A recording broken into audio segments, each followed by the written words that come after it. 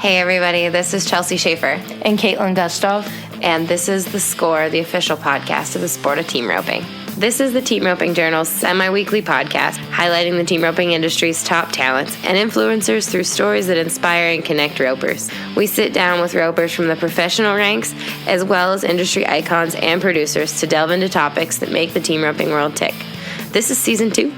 It will feature even deeper interviews, storytelling, and issue-based coverage, and we are so excited you're here. Happy birthday, Kaitlin! Thanks, Chelsea. Hey, everybody. Today is August 20th. And if you didn't know. And otherwise known as Kaitlin's birthday. I don't know if you've missed that memo yet. She celebrates all month, so we've been celebrating August. So this week we have a special treat for you. We have Billie Jack Saebens. He called us on his way to Kennewick, Washington. They were good on their first one, and he is our special guest on the short score today. They had a huge weekend.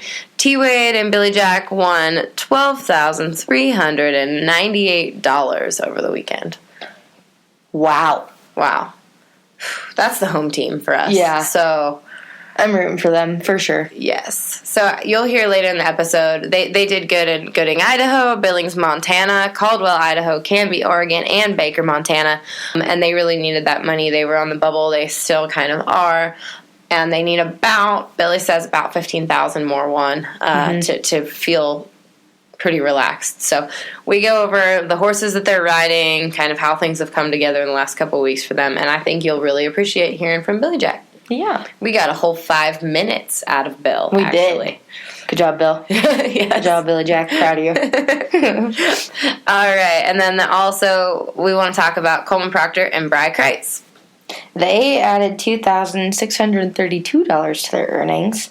They won Coffeyville, Kansas with a 4.9 second run, and that paid almost $2,000.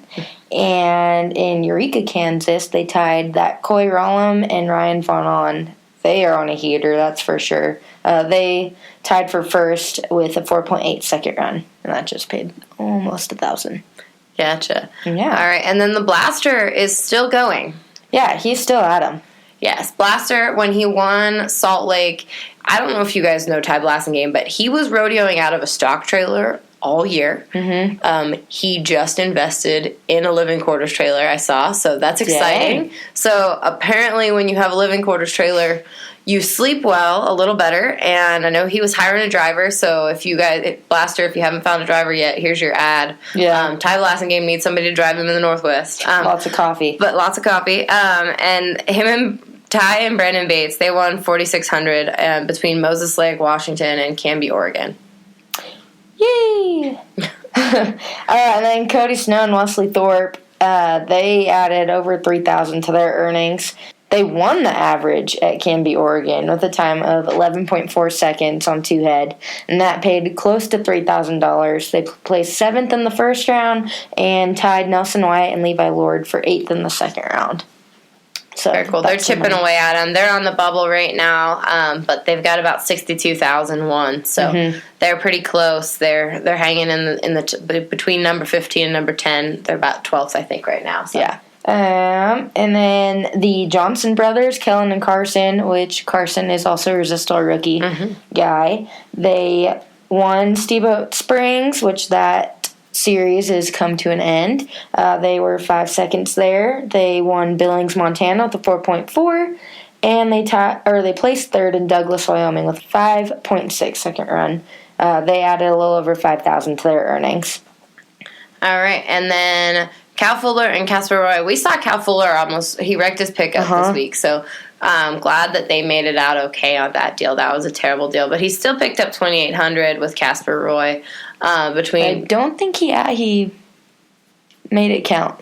No, it wasn't official. I was looking at the standings, and it didn't seem like he made it official. Oh, so. At least it hadn't been added in yet if he did. So, gotcha. Well, they won $2,800 between Pincher Creek, Alberta, and Kalispell, Montana.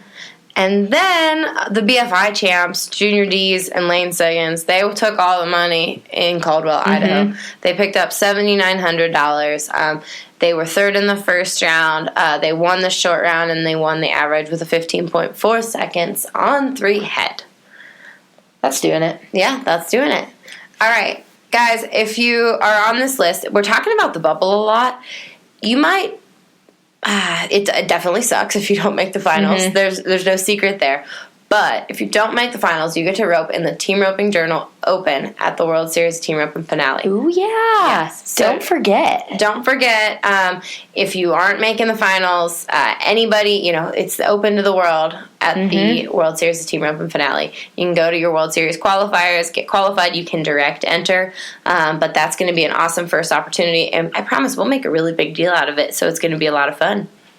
So exciting. So exciting. I can't wait. We do hope that Billie Jack Saebens, who you're going to hear his interview right now, is roping with Thomas and Mack instead of the South Point, though we'd love to have him. Oh, yeah. We're rooting for him to be in the finals in Vegas. So, all right, everybody. Thank you all. Thanks for hanging with us. And, Kaitlin, one more time before we go, happy birthday. Thank you. Appreciate it. Yes. Hello. What you doing? Just driving over to Kennewick. What are you doing? I am sitting here with Kaitlin in the office. It's her birthday. Yeah. Happy frickin' birthday. Well, thank you so frickin' much. Did you guys run your first one at Kennewick already? Yes. Did you win monies? No, but we were 6'3", kind of stronger here, so gotcha. Got caught. Heck yeah, you've been getting a lot of them caught. Well, yeah, trying to. Yeah? Tell me, how, $12,000 this weekend? Yeah. We just made some good runs, had some good steers, and Tyler did a good job. Had a lot of chances, so it worked out pretty good. I mean, I feel like this is a silly question to ask about your partner, but were you guys just going at every single one as hard as you can? Is that your plan from here on out, or are you just trying to make good runs on what you draw? Or well, I feel like when we don't try to go at them, we're faster than when we do. If that makes sense. No, we didn't just max just kamikaze crazy stuff, but we made some good runs. We had a steer Baker that was strong. We kind of knew he was strong, so we just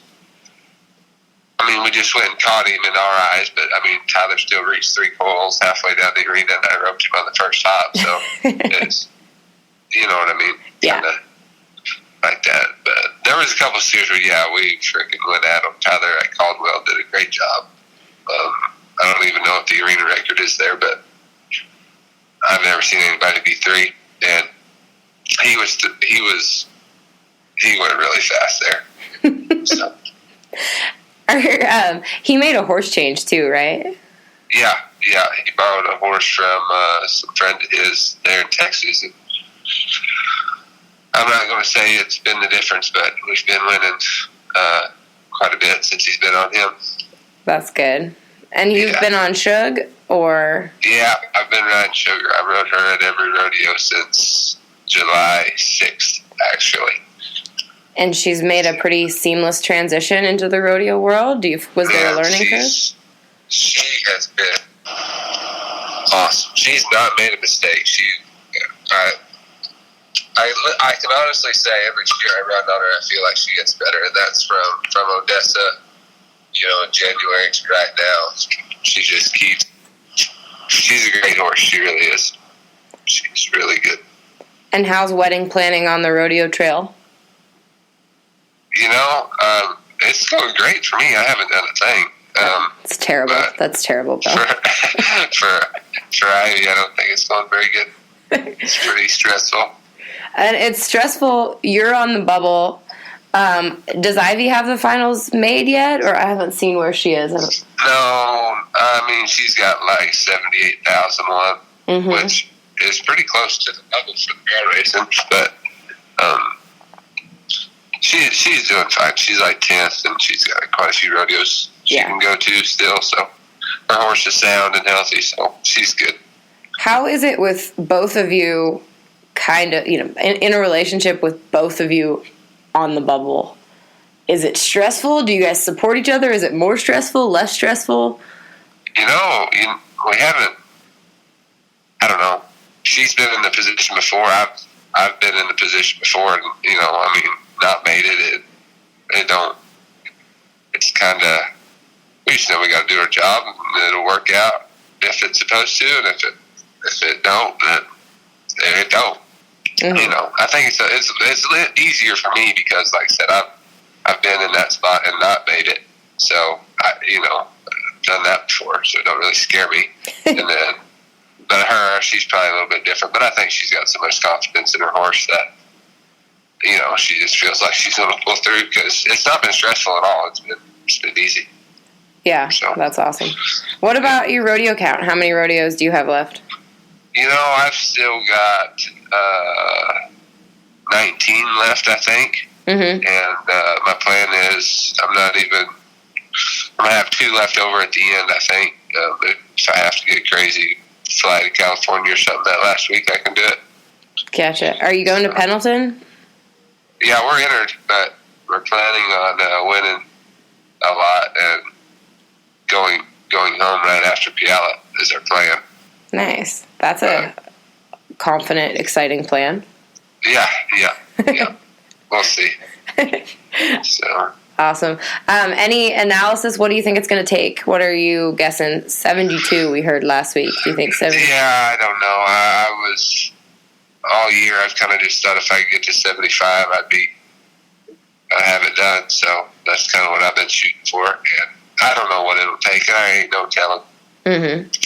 So I try to, and it really don't. I try not to think about it because I just need to win on every start run anyways. And whenever I have one, I have one. If I win every time, then I'll make them. There's like a couple first-time guys in the race with you at the moment. Is there anybody you're pulling for that you'd really like to see at the finals that hasn't been there before?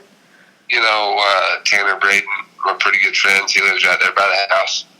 I hope they do good.